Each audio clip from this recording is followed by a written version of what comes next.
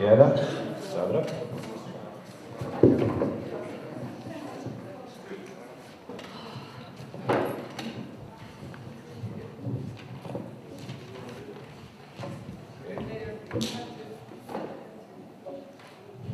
Dobro večer, dobrodošli na finalnu današnju diskusiju, dakle prvog dana trećeg Sarajevskog Antifesta. Good evening everybody, welcome to the final lecture of the first day of the third Antifest. This lecture was in fact intended to be part of a special feature, in fact a two-part lecture on the crisis with the capital C, the current global crisis. These two lectures were intended to tie one into another. In fact, the intention was to have our first guest, Rastko Močnik, have a lecture about the origins of the crisis. And? Yes, I know. And our second guest, who is with us tonight, Toussaint, on the possible solutions for the crisis. Unfortunately, Rastko Močnik was unable to attend the Antifest, and fortunately, on the other hand, our friend and colleague Goran Lukic has filled in with a lecture of his own on the crisis, on the global situations and the global crisis. A few words on our guest. Toussaint is a PhD in political science from the University of Liège, if I'm not mistaken, and Paris 8 in France. Senior lecturer at the University of Liège. And I'm just going to mention some among many of Eric's affiliations. He is, among others, president of the Committee for the Abolition of Third World Debt, and also member of the Scientific Committee of ATTAC, which is, if I understand correctly, an organization promoting the establishment of a tax on foreign exchange transitions, as well as the International Secretariat of the Fourth International. So we are welcoming Eric Toussaint with a question straight out of Lenin, namely, what is to be done?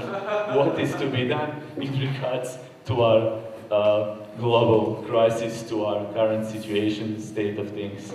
Please, Eric, let us hear. Thank you very much. What has to be done is very simple. A real revolution.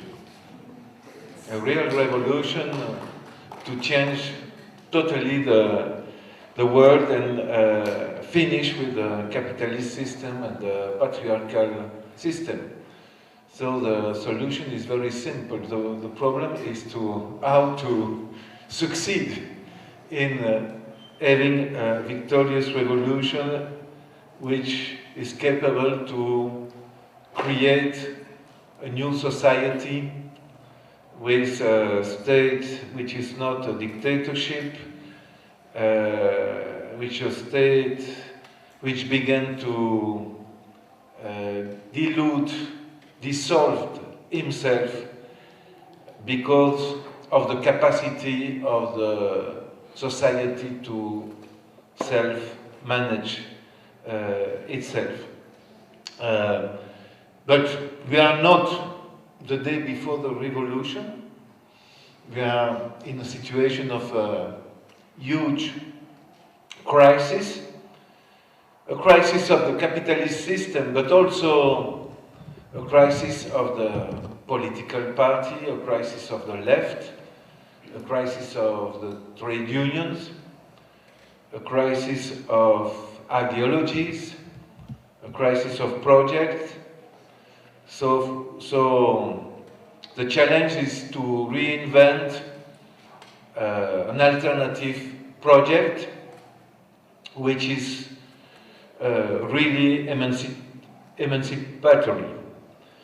Okay, so that's, I would say, my introduction. I would like to add, before coming to my exposition, that I am very glad to be with you this evening.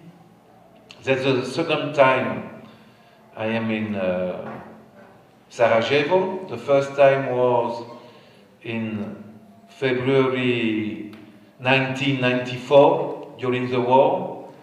I came by car from my country, Belgium, to bring some help here in Sarajevo, humanitarian help and internationalist solidarity with people who wanted to defend multi-ethnic project in ex-Yugoslavia. So my memory about Sarajevo is very different. That's what I have seen since I arrived yesterday afternoon. No? I remember very well the situation, the dramatic situation in the winter '94. Okay, so about this, what I would like to say on the causes of the crisis. For me, it's very important to understand that the crisis at a world scale we are confronting with is a systemic crisis of the capitalist system. That's a banking crisis, a financial crisis, but also a crisis of overproduction in several sectors, like the housing sector in several important countries like USA, UK, Spain, and other countries. It's also, as Jamie mentioned, a crisis at the level of the climate change. We have a food crisis at a world level. We have also a crisis at the level of the capacity of the big powers to have the legitimacy to govern the world. They had to replace the G8 by the G20. So we have several crises. I will concentrate on the economical aspect and some political aspect inside Europe, and make some proposal for, I would say, transitional demands or answers to the present crisis. I mentioned the banking crisis, financial crisis. The point I want to make very simply is to say, now all medias, all governments in Europe, the European Commission and also the IMF are speaking about the sovereign debt crisis. It's to say the problem of the public debts of several countries, when in reality the main problem is not the problem of the public debt. The main problem is the problem of the private debt. The real problem emerged in 2007-2008 with the bankruptcy of several major banks and insurance companies, Lehman Brothers, but also, I would say, like 30 to 40 big banks in USA and Europe have been nationalized or bailed out by the government, and including now, the main problem in Europe is private debt, and private debts of the main private banks. Working in Sarajevo to reach this keynote, I saw several bank agencies of Intesa San Paolo and Unicredit. These two Italian banks are almost bankrupt. They are supported, sustained by the loans given by the European Central Bank. You know, the European Central Bank gave 1,000 billion euro loans for 3 years in December 2011 and February 2012 at an interest rate of 1%. And if the European Central Bank did not give these loans at 1% interest rate, you could be convinced that Unicredit, Intesa San Paolo, Commerzbank of Germany, BNP Paribas, Société Générale, Crédit Agricole, Santander, the big banks in Europe would bankrupt because the huge amount of toxic assets they have in the balance sheet. So the main problem is the private debt. But at the same time, the bourgeoisie and the government succeeded in sustaining, supporting the private banks, transferring private debt to the public sector. So now we have a huge amount of public debt. But at the global level, if you take into account all the debt at the world scale, 25% are public debt and 75% are private debt. Okay? If you take the case of Spain, which is the next country which will enter in a very huge crisis in the next months after Greece, Portugal and Ireland. In Spain, the public debt represents 18% of the global debt. So 82% of private debt, 18% of public debt. But all the medias are speaking about the public debt of Spain and the other countries. So public debts are lesser than private debt, but public debts are increasing because a large part of the private debt of the banks have been transferred to the public treasuries. In several European countries, we had a lot of huge bailouts in the UK, in Belgium, now in Spain, also in Germany, and evidently in Ireland and Iceland. I will speak about Iceland and, later.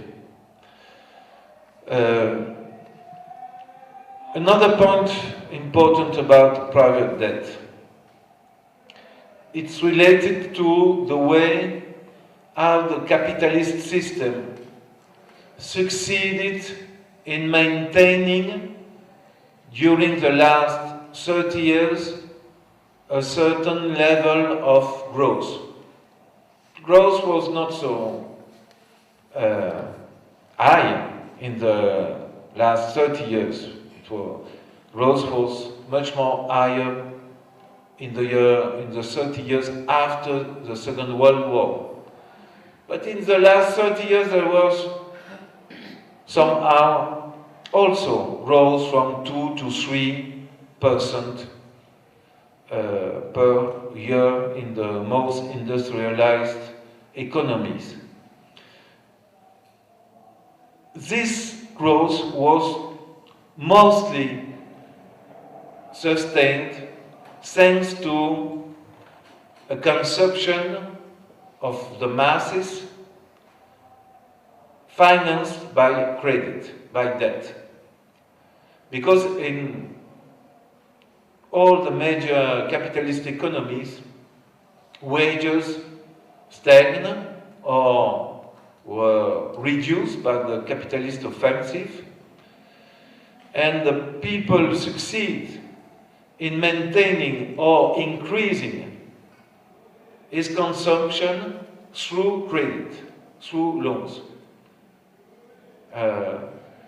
And in particular in countries like Greece, Portugal, Ireland, which integrate the Eurozone, but which were peripheral economies, but also we can speak about Hungary, Poland.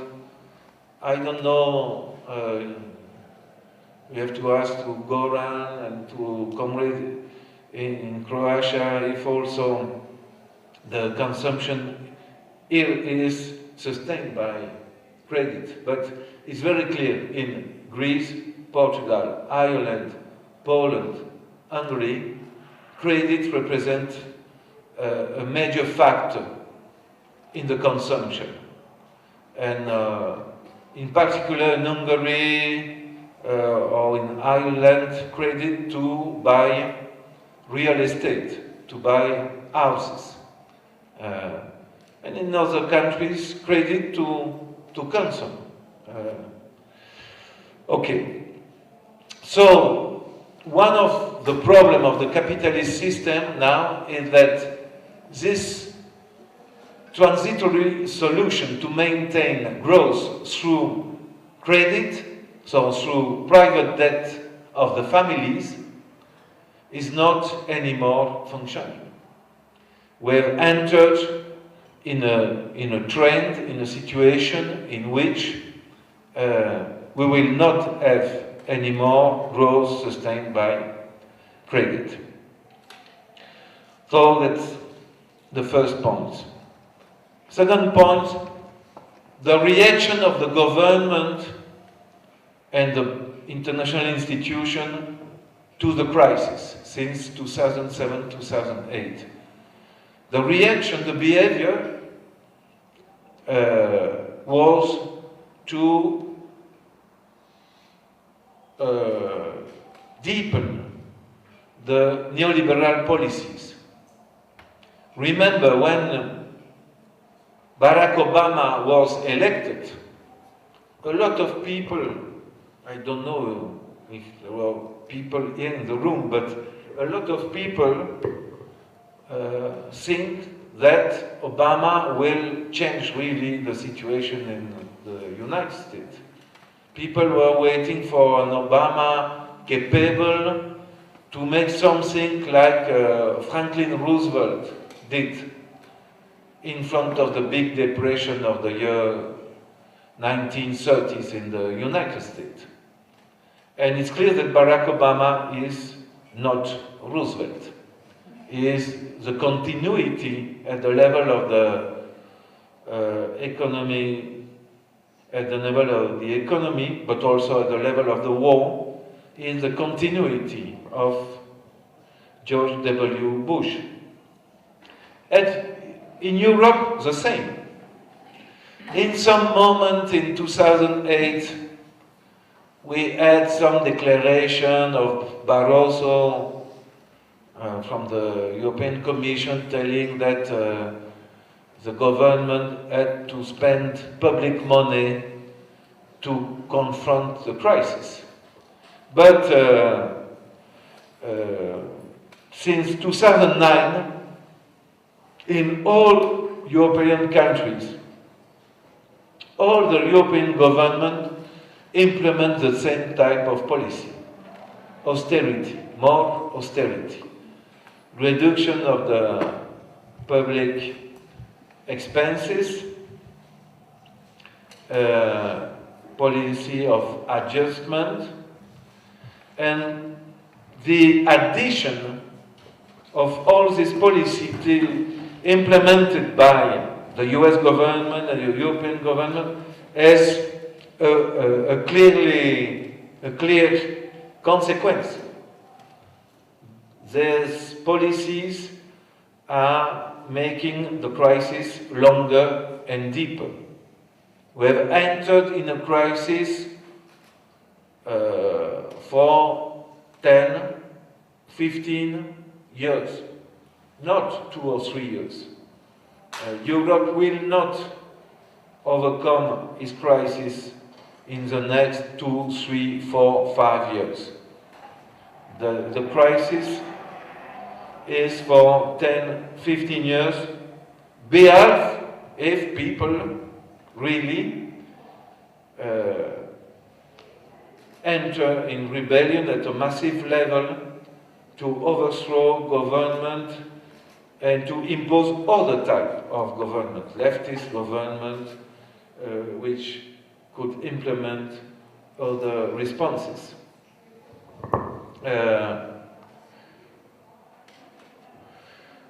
Third point, the crisis in the European Union, and in particular in the Eurozone, is more deep, is worse than in the USA.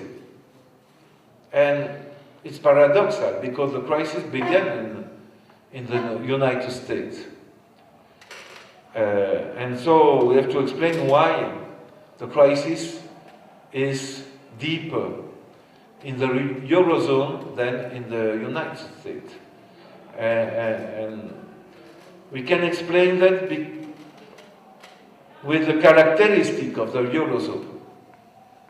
A Eurozone in which, for instance, the European Central Bank and the national banks cannot give credit to the government, when in the United States, the Federal Reserve of United States, the Central Bank of United States, is giving a lot of credit to the Obama administration to reduce the crisis. But also, not only in the US, in United Kingdom, the Bank of England is giving credit to the government of London, or of David Cameron, because the Bank of England is not part, and the UK is not part of the Eurozone.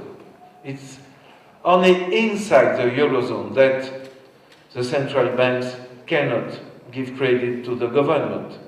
So the crisis is deeper. Another characteristic of the European Union is that in the European Union, the budget of the European Union is very reduced. In comparison with the United States, you know that the budget of the European Union is very little, and 50% of the budget is for the how do you say, agricultural activity, agriculture, yes.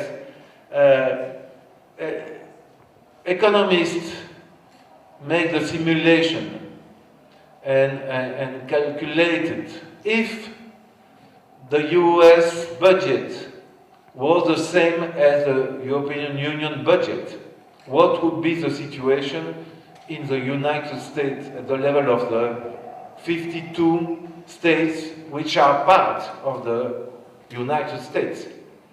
And the conclusion is that at least 12 states like Florida, Virginia, Maryland, and 9 others will be in situation worse than Greece, Portugal, and Ireland.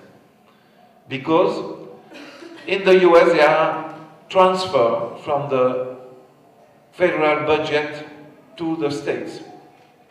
Huge transfer, which is not the case inside the European Union. Inside the European Union, I am not taking for sure United States as a model, okay? I am just making a comparison and trying to explain why the crisis is deeper inside the European Union and inside the Eurozone than in the United States when the crisis began in the United States.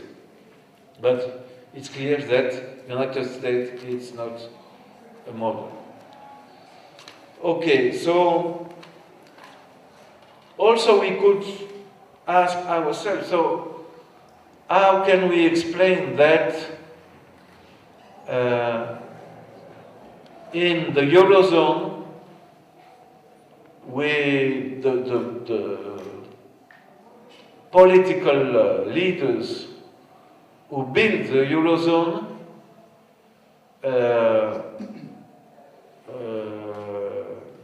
have taken the decision which make deeper the crisis.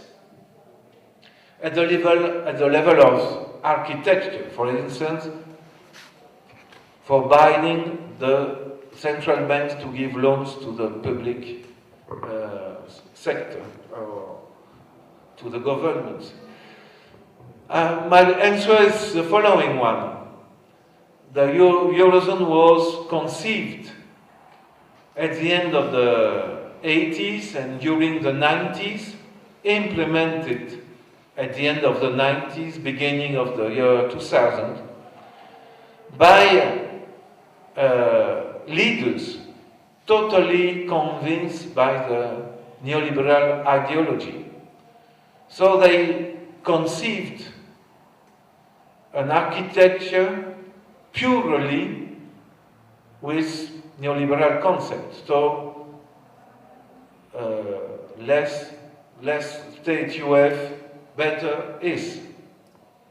So telling that you have to give to the private sector the monopoly of giving credit to the society and to the public authorities.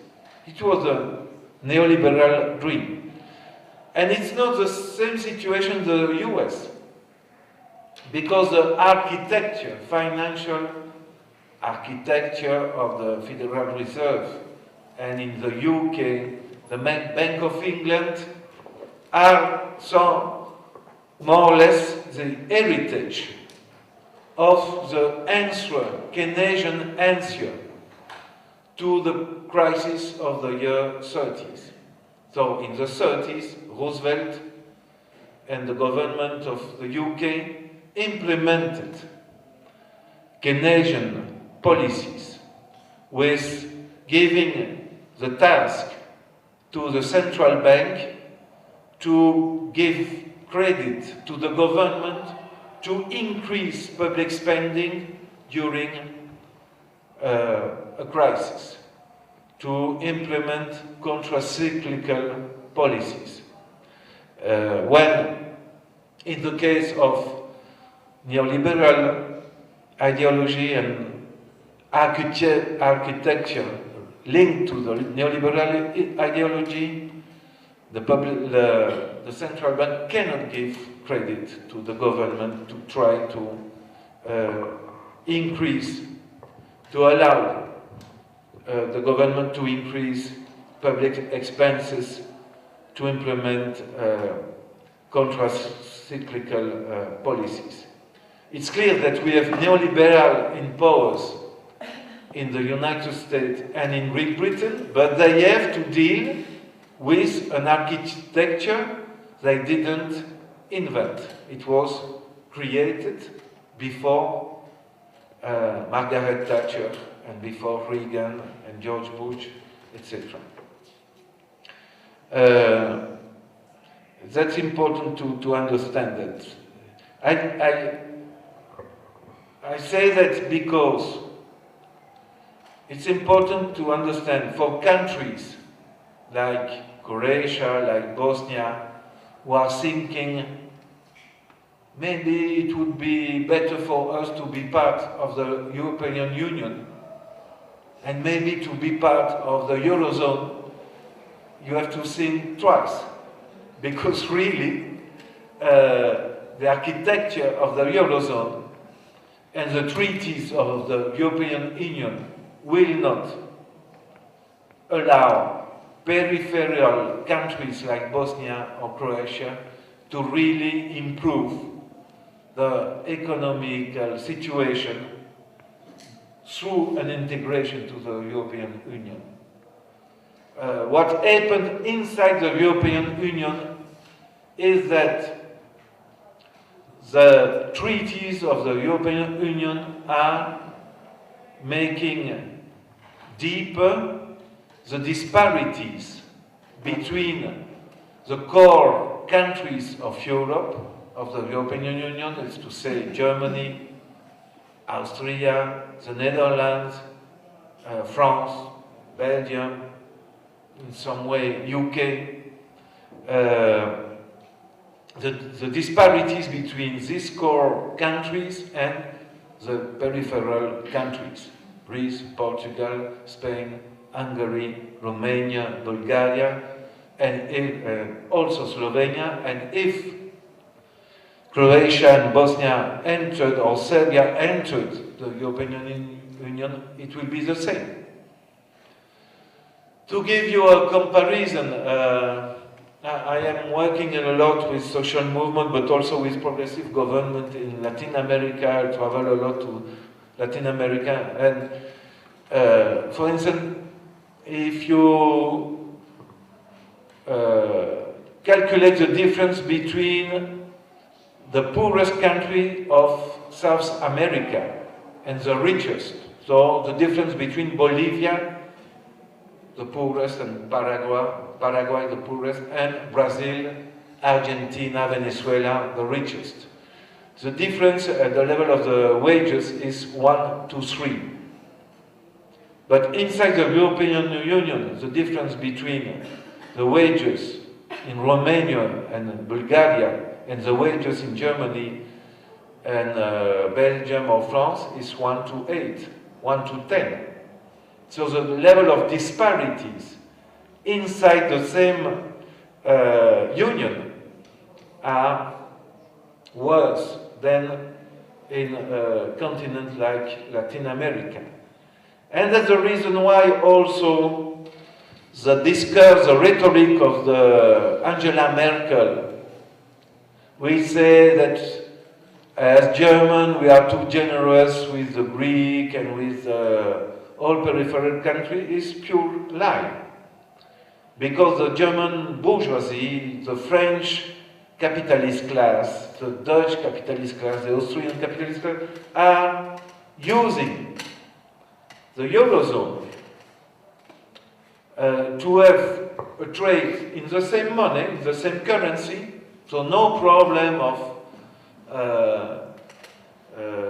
rate of changes for the money, but they can exploit people and pay these people only 10% of they had to pay if they were nationals.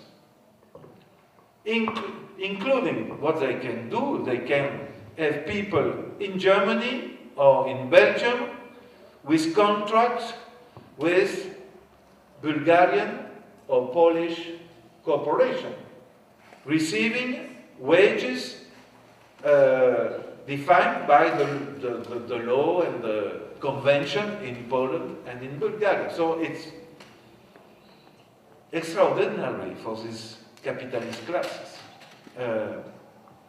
The level of exploitation and the level of rentability, profitability.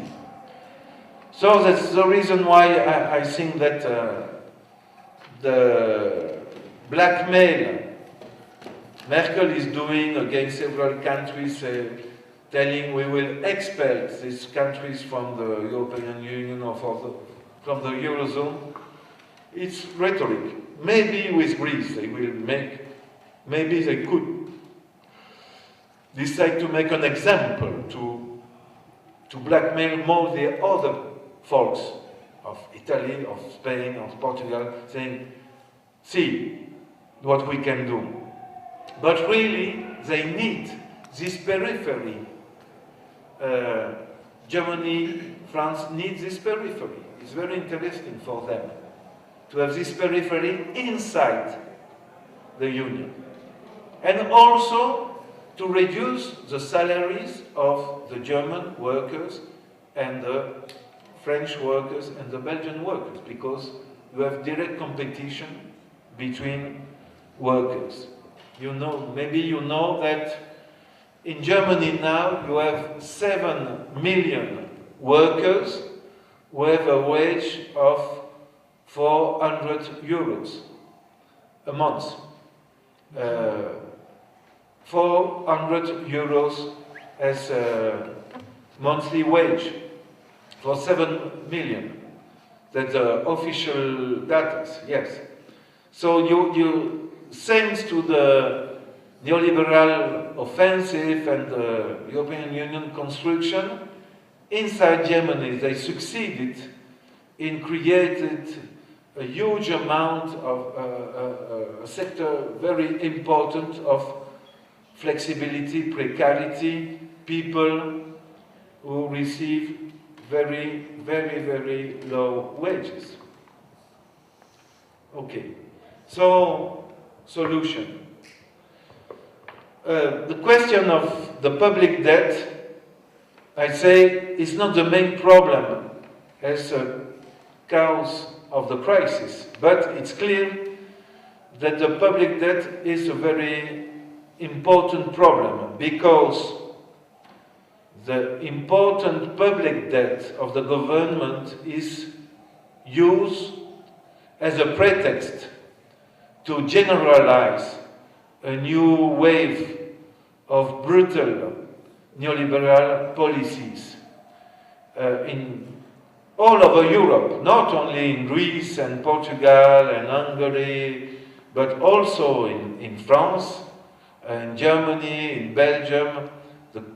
The argument of the public debt, which increased in the last 5 years due to the bailout of the private banks, but they don't say that. They say only, the government are saying only, the public debt has increased. The European Commission say the public debt has increased. They don't want to remember that it increased because of the bailout of the private banks and because of the crisis created, provoked by the banking crisis and the financial crisis.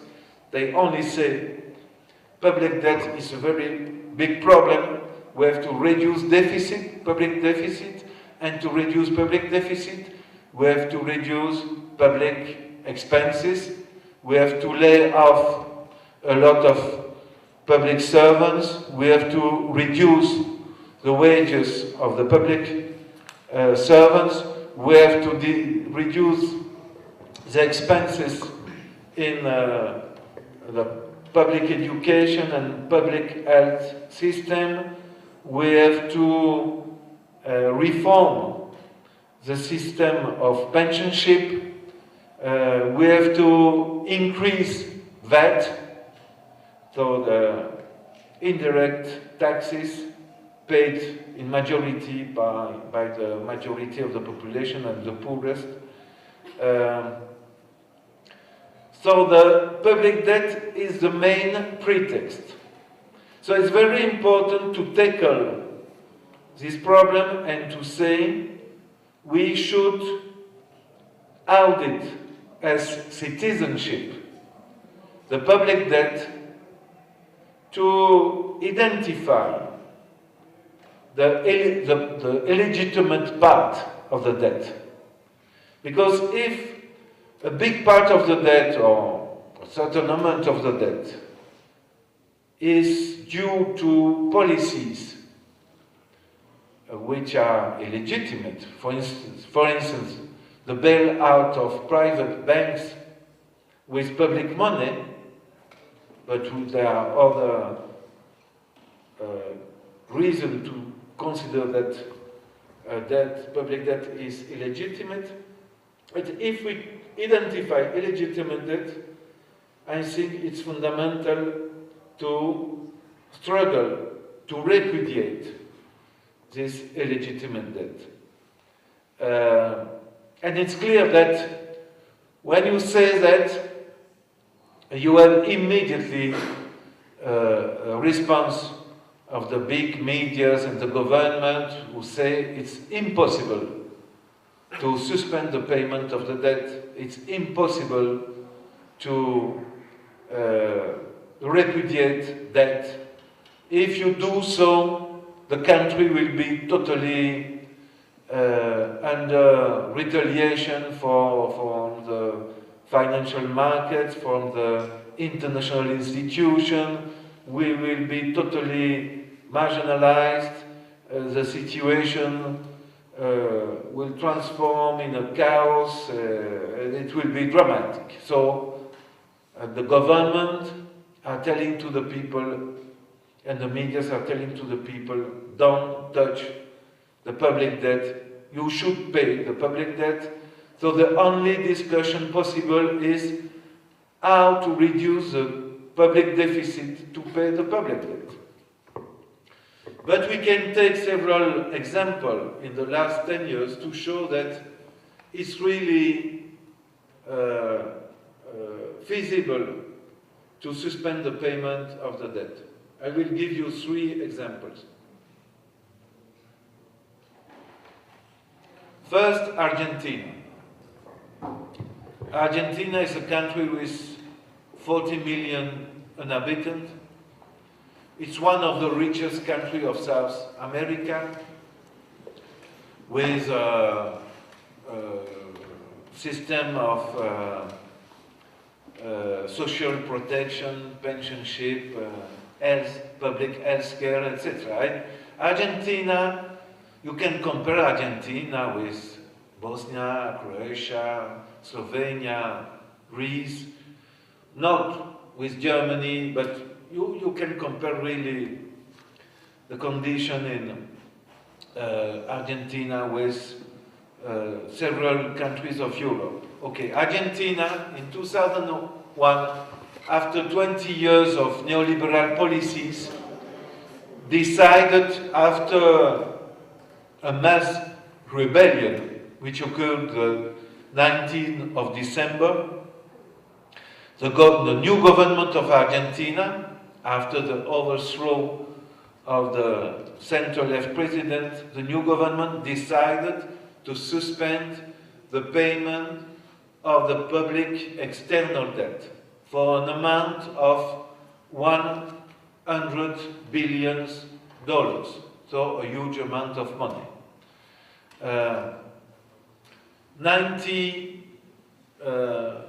Little more than $90 billion in form of bonds sold in Wall Street to the international private banks, and the other part a debt to the Paris Club. The Paris Club is an informal club of rich nations like the US and the the countries of Western Europe, plus Australia, Japan, who are members of the Paris Club and who deal with the bilateral debt. Argentina suspend the payment, and the IMF and the financial market and the media told that it will be a chaos in Argentina, etc. In reality, Argentina was already in recession since 33 months.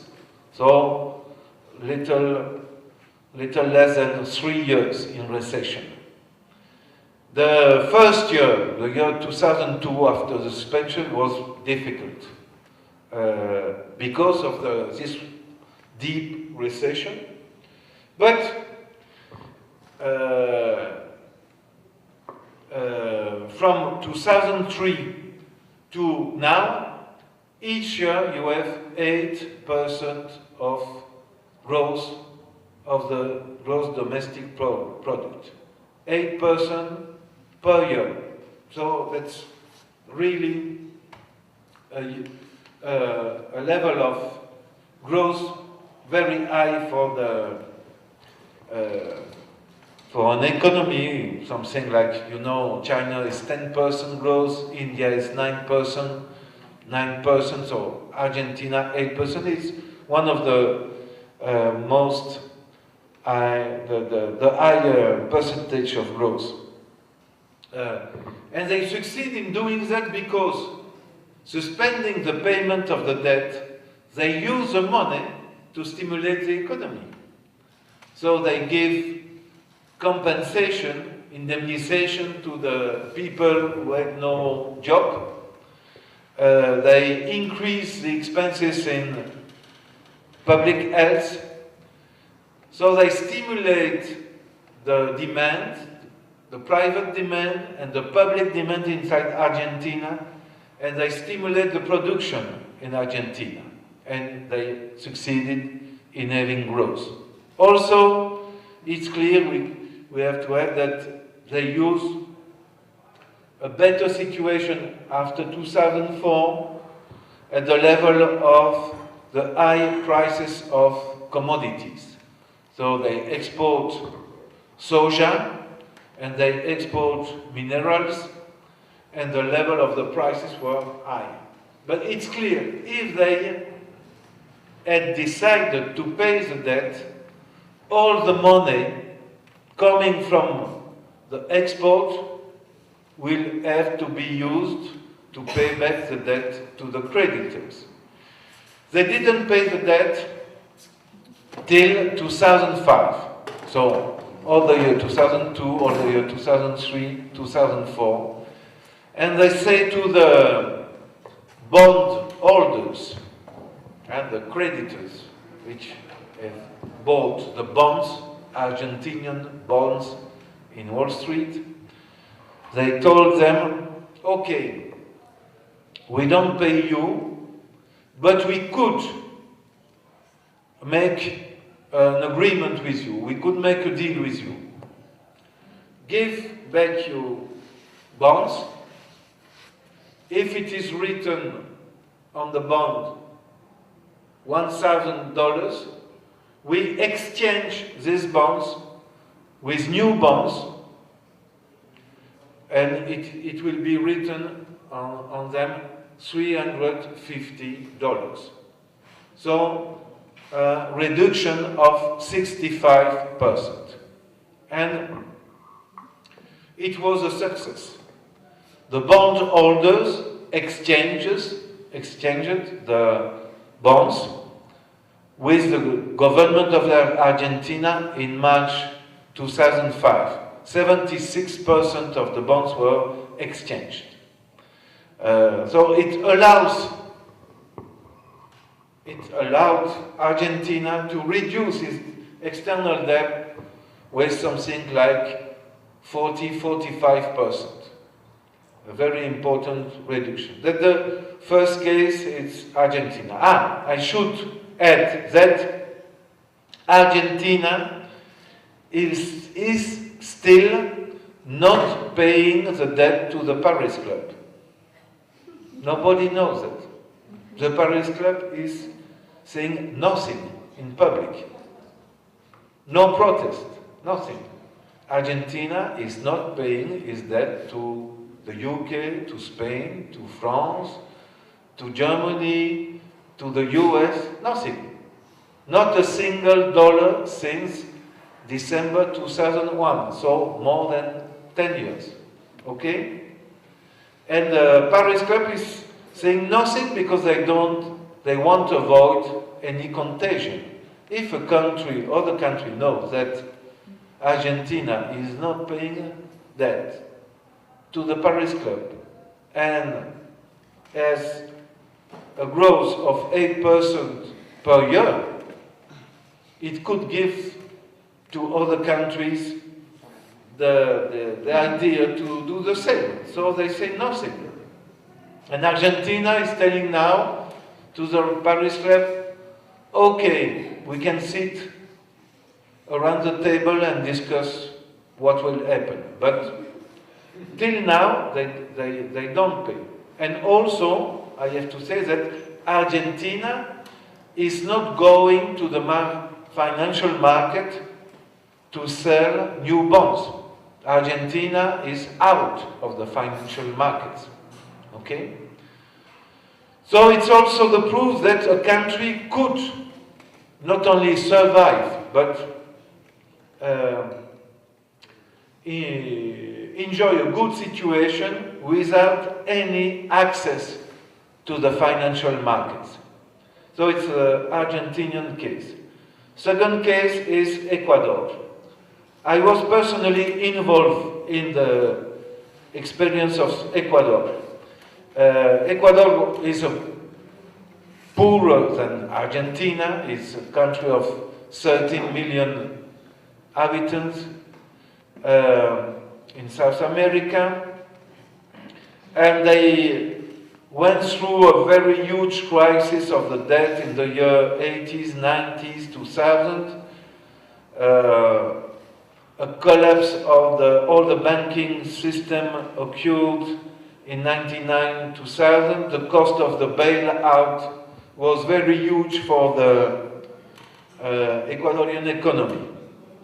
And in 2006, during the presidential election, a candidate named Rafael Correa, a young guy, 43 years old, made his campaign telling if people elected him as president, he will stop the payment of the illegitimate debt.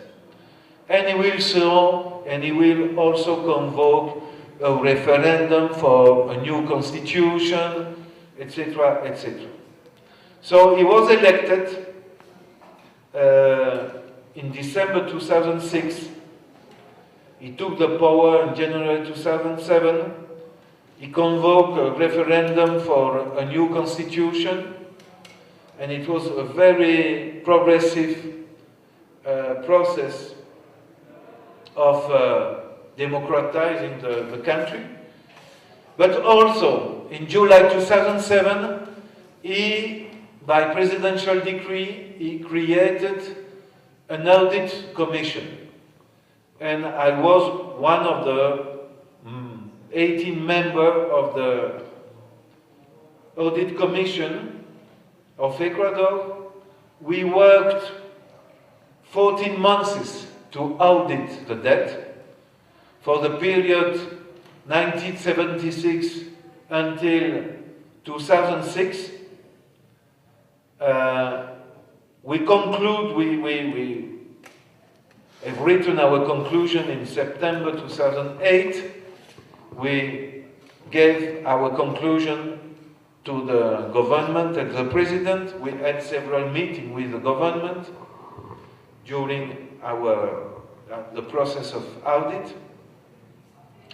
And we recommend to the government to stop the payment of several types of debt. The debt in form of the bonds sold in Wall Street, the debt to the World Bank, the bilateral debt with the Club of Paris, with the Paris Club.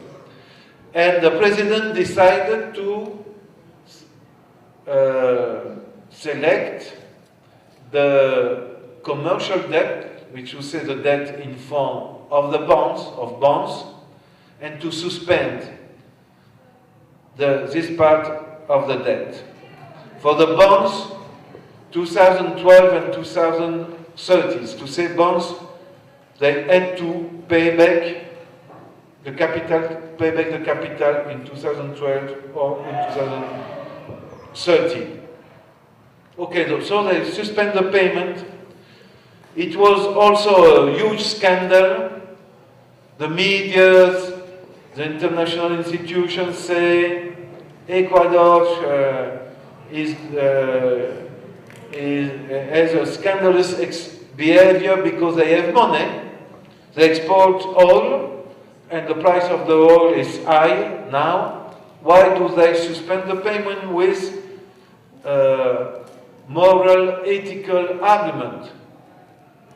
Illegitimate debt for is something moral, ethical. So you cannot use ethical or moral arguments when you have to pay a debt, they say. But the president of Ecuador say, I don't want to pay illegitimate debt, it's immoral, etc. And he suspended the payment. And it was in November 2008. In April 2009, after 6 months not paying the debt, he said to the bondholders, okay, we will be generous. We will buy the bonds at 35% of the value. So please, give back your bonds. We will give you in cash 35% of the value of the bonds. And he convinced 91% of the bondholders to give to the state, to sell to the state this bond with a discount of 65%. So it was a very big success for Ecuador. Thanks to this operation, they increased the expenses in education, in health. They created jobs. They reduced the payment of the debt service went down from 38% of the budget to 12% of the budget, and public expenses went to social expenses. Social expenses went from 18% of the budget to 38% of the budget. It was a real 100% success, and no retaliation from the... Well, yes, a retaliation is that they cannot anymore go to the financial markets. But that's not important for them. They don't need financial markets. The third example is Iceland. Iceland was a model for the neoliberals. That's a little Iceland, but the neoliberals and the financial press were saying this country is really a tiger at the level of the financial system. All the privatized banks bankrupt in October 2008, just after Lehman Brothers bankruptcy of September 2008. And it provoked a crisis in the UK and the Netherlands because one filial of Icelandic bank, Landsbanki Bank, bankrupt in UK and the Netherlands. The name of this bank, the filial, was IceSave. And the government of the UK and the government of the Netherlands decided to indemnize the resident of the country which have deposit in this IceSave bank. The cost was 3.5 billion euros. And the UK government and the Dutch government asked to the Icelandic government to compensate the UK and the Dutch government for this amount. The Icelandic government agreed to reimburse, but the folks were against, the people, the population was against. They mobilized themselves, they occupied the square in front of the parliament, and so the president of the country decided to convoke a referendum to ask the people, are you okay to compensate the UK and the Dutch government for 3.5? Are you okay with the new agreement? It was in February 2011. And 62% of the voters say no, we don't want to pay. So Iceland didn't pay. Iceland is not paying the debt to the UK and the Netherlands. Iceland has a growth of 4% this year.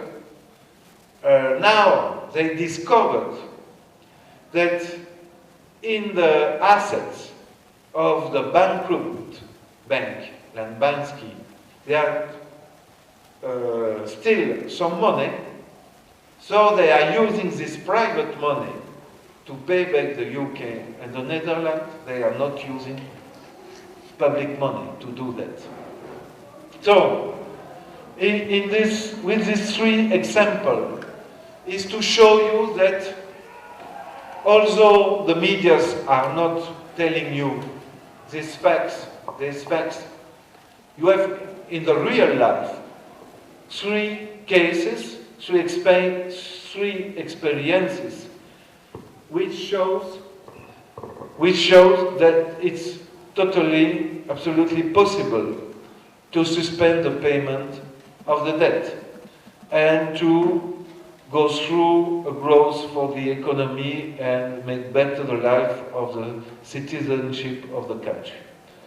So my first proposal is to say we have to audit the public debt with the purpose to repudiate the illegitimate part of the public debt. If the government, if we have a right-wing government, a neoliberal government, we don't have to ask this government to make an audit. We have to do the audit as citizenship, as a way to make clear to the public opinion that a part of the debt is illegitimate and should not be paid. Other proposals to, I would say, transitional proposal, transitional demand is, in the case of our crisis in the European Union, to say we should stop all the austerity plans, we should establish fiscal justice and a fair redistribution of wealth, we should ban the tax havens, we should fight against the massive fiscal fraud of the big corporation. Very important, the fifth proposal is to say we should expropriate the private banks and the insurance companies. We should make public the private bank sector and the private insurance companies and put under citizen control this this new public service of credit and insurance. We can discuss that in the debate. We should re-nationalize the corporation and services privatized since the 80s. We should drastically reduce the time of people work, the weekly time of work, to distribute, redistribute the jobs, to create jobs. And at the level of Europe, we should struggle against this European Union to, I would say, to abrogate all the neoliberal treaties like the Maastricht Treaty, the Lisbon Treaty, the new fiscal pact, and to convoke a constituent assembly of the people of Europe to create a new European Union. You could say to me, okay, good proposal, but totally utopic. There is no possibility to do that. But think about it really. If you see the example of Greece, you could see now that I was not listening to Kostas Dudina's lecture this afternoon, so I don't know what he said to you, but I traveled several times to Greece and I follow what happened in Greece. And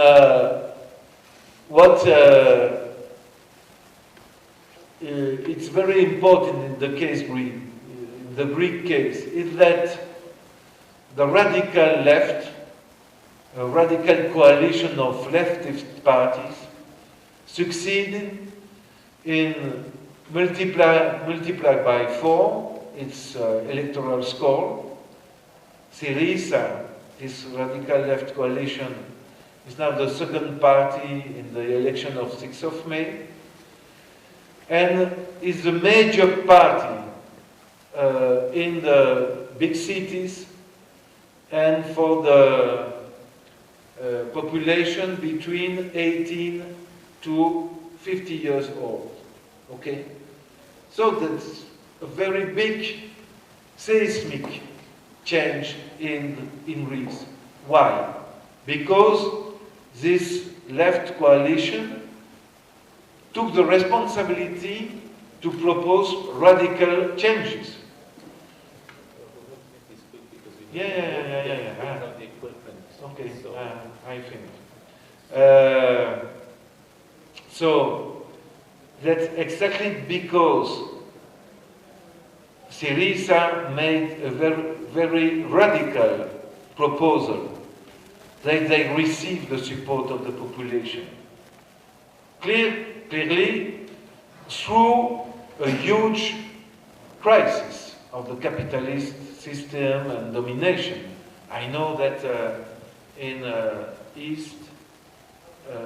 countries of Eastern Europe or the Balkan countries, not Greece, we had also very huge crisis. But in the case of Greece, we had huge mass mobilization, 11 general strikes against austerity, and in election, through the election, a radical left coalition capable to propose very radical proposals. They say, we will abrogate, if you elect us to constitute a government, we will abrogate all the austerity plans, we will suspend the payment of the external debt, we will audit the private banks, we will eliminate the immunity of all the political leaders. It was very radical. And people decided to support. So, my conclusion is to say, you could say that my proposal are utopian, but I say, I tell you, if you have the courage to propose radical things, but with good arguments to the population, it's really possible to change a situation, including in an electoral level, based on the mobilization of the people in the street, because it's clear that it is not through election that you will make a revolution. It is electoral process is part of the political struggle and could help to gather conditions in which the major part of the population decided to enter in rebellion and to overthrow the system and the government. That's my conclusion. Thank you very much for your attention.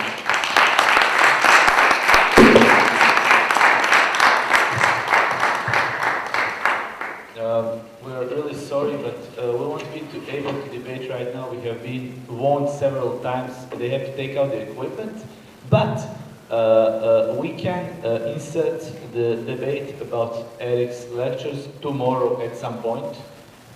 If you agree, if you are okay with that, I'm sorry for the inconvenience, but that is not up to us, you know, because the equipment does not belong to us.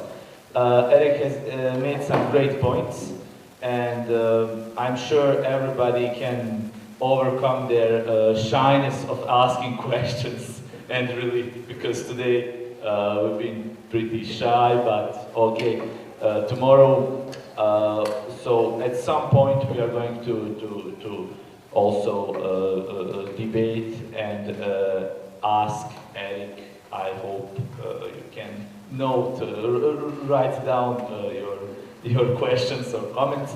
Eric, thank you very much. Thank you very much. And you all, see you tomorrow. Thank you.